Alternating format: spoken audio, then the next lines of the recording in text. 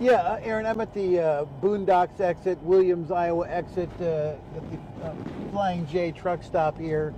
I was northbound from Story City. The roads weren't too bad till Story City, north out of the metro. But then when I got north, it just has gotten steadily worse and worse. And as you can see here, this is a line of trucks here parked off the interstate as this blizzard is kind of howling full tilt through this truck stop as we speak here.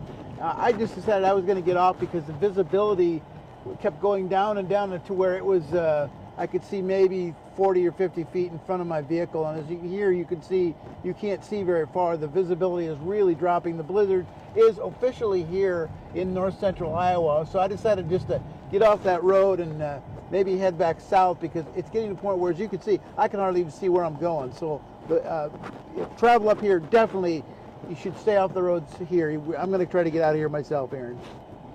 Yeah, good idea. Thank you, Roger. That's what we've been telling people for days, is that visibility would be the big issue. Stay safe. Thanks, Roger.